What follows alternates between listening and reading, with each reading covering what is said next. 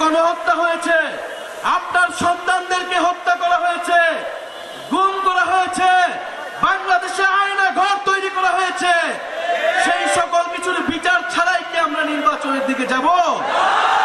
আমাদেরকে অবশ্যই বিচার নিশ্চিত করতে হবে, বিচারের রোডম্যাপ দিতে হবে।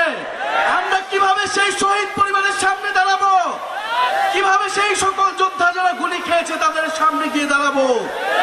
অবশ্যই বিচার লাগবে এবং লাগবে সংস্কার।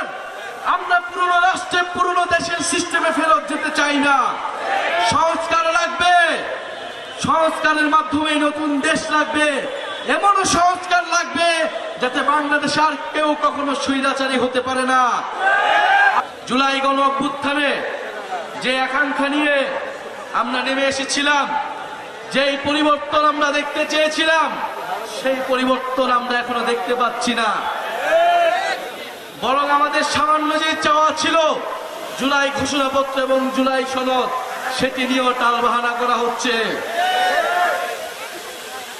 আপনাদের ক্যাপ্টেন হাসনাত আব্দুল্লাহ বলে গেলেন, এই যে মাফিয়া বসুন্ধরা গ্রুপ বাংলাদেশের মিডিয়া, রাজনীতি, অর্থনীতি সবকিছুকে নিয়ন্ত্রণ করেছে, জনগণকে জিম্মি করেছে, মানুষের টাকা লুট করেছে, ব্যাংকগুলোকে লুট করেছে।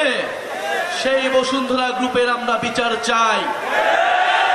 এই বসুন্ধরা আসালাম, এই দুর্নীতিবাজ লুটেরা ব্যবসায়ীদের অবশ্যই বিচারের আওতায় আনতে হবে। এবং এখনো এই গণ অভ্যুত্থানের পরেও এই সকল মাফিয়া লুটেরা ব্যবসায়ীদের যারা রাজনৈতিক আশ্রয় দিচ্ছে, সমর্থন দিচ্ছে, তাদেরকেও প্রত্যাখ্যান করতে হবে।